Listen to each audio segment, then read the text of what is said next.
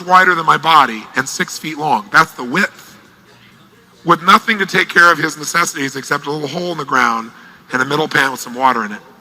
Beat on a regular basis, abused on a regular basis, isolated, 7 years. Now what's interesting is Jerry came out of that and said that's the most powerful experience of his life. He wouldn't trade those 7 years for anything else that could have happened to him. You go, the guy's on drugs. No, what he did was become a master of his own communication with himself. Because here's what's interesting. What happened is every day he realized when he first got locked up, he said, you know what, I might be here a while. And he thought for himself, okay, what does this mean? He said, you know what, if I say this means my life's over, then it is. If I say, why'd you do this to me, God? He said, then I'm just going to be, living here in pain. So he said, okay, how can I use this? And that was his question. And by the way you change your communication with yourself is you ask a better quality of question. Questions shape our entire thinking process. In fact, thinking is nothing but the process of asking and answering questions. And the problem is most of us are asking questions of ourselves on a regular basis, but they're unconscious. We don't even notice it. We say things like, how come I always screw this up? We ask that a lot. Well, maybe you don't screw it up, but ask and you shall what? Ask a lousy question, what do you get? So if you say, why do I always screw this up? You don't, but your brain's got to come up with an answer. It says, because you're a schmuck. Right? Ask a lousy question, get a lousy answer. So someone says, how come I can never lose weight? Because you're a pig. I mean, that's what your brain will tell you. You ask a lousy question. If you say, how do I lose weight? It says, go on a diet. But then you go, I hate that. Diet equals pain, so I don't want to do that. But if you say, how can I lose weight now and enjoy the process? Wow, new question, new answer. You might say, wow, I might like to go horseback riding. Maybe I learn to play polo or do something fun. Wow, in the midst of doing that, I don't even think about losing weight, but I will. If you want a better answer, you got to ask a better question. And most of us have habitual questions that we don't even realize we ask that control our whole thinking. So instead of saying, why did you do this to me, God? He said, how can I use this? Good question. By asking that question, he got some new answers. And what he decided to do was to control his communication with himself. And so each day, he asked himself new questions. And the questions were, okay, let's pick a day out of my life. And he relived all the days of his life. He literally think the entire day through and see what he could learn from each experience of his past life. Because there's nothing to stimulate him there. Each day, he physically stimulated himself. Did hundreds of push-ups and sit-ups, even though he was getting bread and water most of the time. He came out of this thing stronger mentally, emotionally, spiritually. He said he came out closer to God than any other time in his life. He said there's no one else to talk to. So he had to create that. But what's interesting is he was shot down with 2 other people. One guy committed suicide in the prison. The other guy is still, to this day, in a psychotic ward here in the United States, a couple decades later. Now, what's the difference between my friend and his friends? Only one thing. The way he, with who? That's it. I know it doesn't sound very sexy, but it's your whole life. And so maybe it's time to take control of it. And the way you take control of it, number 1, is asking better questions. And number 2 is starting to develop incantations that empower you versus those that destroy the quality of your life. Because that's what people do. I can't believe this happened to me. I can't believe this happened to me. Why does this always happen to me? And they incant negative phrases and negative questions until literally that person is immobilized or overwhelmed with negative emotion. You must ask those that empower you. And that's what he did. And that's why his life really works. So, the quality of your life is the quality of your communication. And by the way, communication is not just words. Most people think of communication as words. But think of it this way. Words, research shows that when 2 people meet and they're communicating, what actually influences another person to change the way they feel, to actually do something different? What affects them the most is usually not words. There's a few words that do it, but most words don't do that. In fact, the last study was done at USC, and they found that words in human communication represented only 7% of what actually influenced someone to change how they felt about something. Words are only 7%. Now, most business people, most negotiators, most salespeople, most marketers spend an inordinate amount of time trying to figure out what to say and how to say it so they get someone to respond. And while words do play a role, they're 7%. They're the smallest role in actually influencing someone to change the way they think and feel and do. So what affects us more than words is voice qualities, or voice cues as we call it. So when you think of communication, don't just think of words, think of voice cues. Because voice qualities represent 38% of what actually influences someone to change how they feel. Now what's a voice quality? Well, tonality is an obvious one. Timbre, the quality of the sound. Volume, tempo, the particular pattern someone begins to speak radically affects the way we feel, doesn't it? If someone says, I love you, it feels different than if they say, I love you. I really love you. Different feeling, different experience, just by tonality. That's all it takes. Now, what affects us even more than voice qualities, though, is physiology. And again, remember, physiology is a fancy word for how you use your physical body. Physiology represents 55% of what actually influences how we think, how we feel in the moment when someone's communicating to us. So this is true of other people as well as ourselves. So what's physiology? It's facial expressions. It's muscular tension or relaxation. It's the way you gesture. All of these things influence us much more than just words. If somebody looks at you like this and they say, I love you, this gives you, even if the voice sounds okay, gives you a little different feedback than I love you. Have you ever left somebody's presence? I'm exaggerating only slightly. And they said something in your gut, you went, it's not going to happen. You didn't know why, but you just knew it wasn't going to happen. How many of you have that experience? Say I. That's because your brain is trained to look for what we call incongruencies. Incongruency is when your voice and your body and the words don't match. People notice that. So when you say, sure, they notice that. They notice when the inflection doesn't match the word. And even if they don't notice it consciously, they notice it unconsciously. And so you've got to communicate congruently. Now, this is not only true of other people, but yourself too. Now, where is this really valuable? Well, it's really valuable when you're communicating to yourself. If you say to yourself, okay, I'm going to do it, I'm going to do it, I'm going to do it, I'll do it. What does your brain say? He goes, there's no way in a million years you're not going to do it. Who are you trying to kid? I'm not stupid, you know. There's no physiology here. You're incongruent. But if you say, I'm going to do it, then your whole brain, body, everything gets, you mean it, and you'll show up. So you want to not only get good at communicating well with other people, but first you got to get good at communicating well with yourself. Does this make sense? So one of the things we want to do is get you so you are congruent. So that when you go to do something, all of you is saying yes. Not just the words, your body, your voice, everything. And when all three are aligned, then you have this thing called power, congruency, consistency, the capacity to get yourself to do what's necessary like that immediately. That's part of our target. And that comes from congruent communication.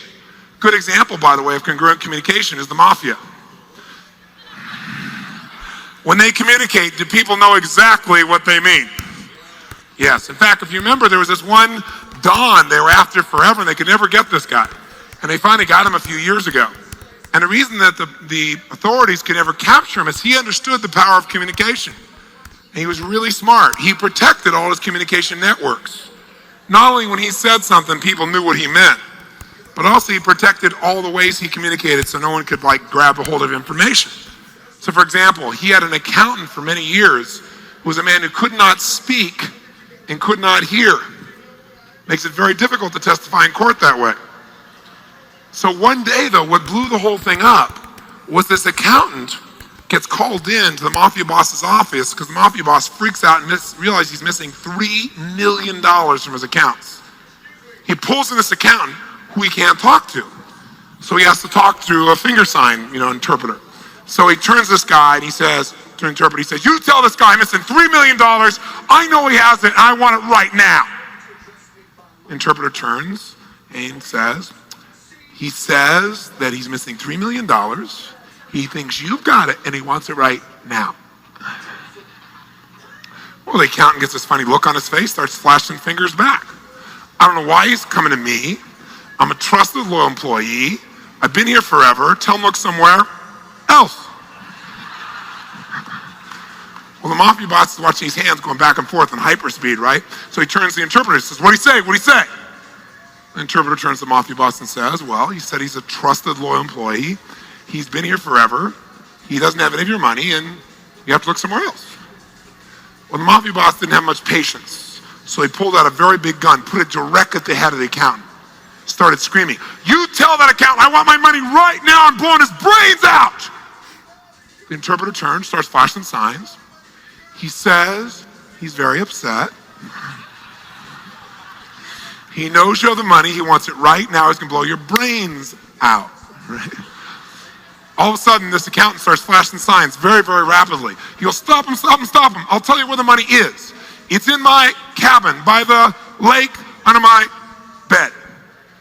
Well, the mafia boss is watching his hands going back and forth at incredible speed. He turns to the interpreter and says, "What'd he say? What'd he say?" And the interpreter turns to the mafia boss and says,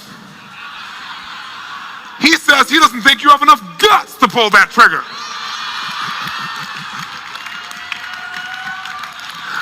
The comic books are like this now. Moral of the story. They're so fucking dumb. We don't want to misinterpret ourselves this weekend, right? Now, if you're going to be effective then in communicating, you probably should know how your brain functions. I mean, understand what really triggers your brain to work. Now, we understand, first of all, that no matter what happens in our life, it's not what happens that determines life, it's what we do with it, right? It's what we communicate and what action we take. How many buy that? Say aye. And so what we've got to be able to do then is understand maybe why we do what we do. Now, most of you know at a very basic level why you do what you do. Most of us do anyway. We know that everything we do, ultimately, we do for one of two reasons. We do it either out of our need to avoid what? Or out of our desire to gain. That's the whole game. Now, what's interesting, though, is this. You and I as human beings have a unique ability. We don't actually avoid real pain. We don't actually move towards real pleasure. We move towards what we...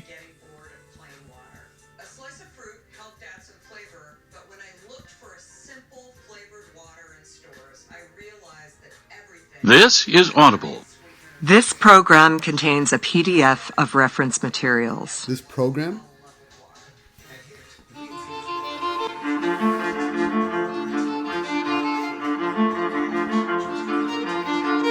Simon & Schuster Audio presents The Undoing Project, A Friendship That Changed Our Minds, by Michael Lewis, read by Dennis Boutsikaris.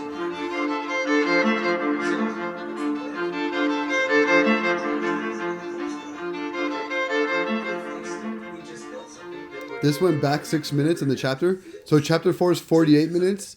For Dr. Keltner, No. my chief jungle guide. Doubt is not a pleasant condition, but certainty is an absurd one. Voltaire. Introduction. The problem that never goes away. Back in 2003, I published a book called Moneyball about the Oakland Athletics' quest to find new and better ways to value baseball players and evaluate baseball strategies. The team had less money to spend on players than other teams, and so its management, out of necessity, set about rethinking the game. In both new and old baseball data and the work of people outside the game who had analyzed that data, the Oakland front office discovered what amounted to new baseball knowledge. That knowledge allowed them to run circles around the managements of other baseball teams. They found value in players who had been discarded or overlooked, and folly in much of what passed for baseball wisdom. When the book appeared, some baseball experts, entrenched management, talent scouts, journalists, were upset and dismissive, but a lot of readers found the story as interesting as I had. A lot of people saw in Oakland's approach to building a baseball team a more general lesson. If the highly paid, publicly scrutinized employees of a business that had existed since the 1860s could be misunderstood by their market, who couldn't be? If the market for baseball players was inefficient, what market couldn't be?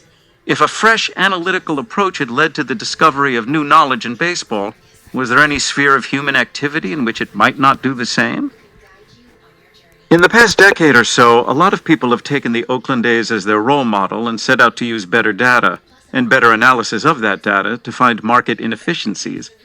I've read articles about Moneyball for education, Moneyball for movie studios, Moneyball for Medicare, Moneyball for golf, Moneyball for farming, Moneyball for book publishing, Moneyball for presidential campaigns, Moneyball for government, Moneyball for bankers, and so on. All of a sudden, we're moneyballing offensive linemen. An offensive line coach for the New York Jets complained in 2012. After seeing the diabolically clever data-based approach taken by the North Carolina legislature in writing laws to make it more difficult for African Americans to vote, the comedian John Oliver congratulated the legislators for having moneyballed racism. But the enthusiasm for replacing old-school expertise with new-school data analysis was often shallow. When the data-driven approach to high-stakes decision-making did not lead to immediate success, and occasionally, even when it did, it was open to attack in a way that the old approach to decision-making was not. In 2004, after aping Oakland's approach to baseball decision-making, the Boston Red Sox won their first World Series in nearly a century. Using the same methods, they won it again in 2007 and 2008.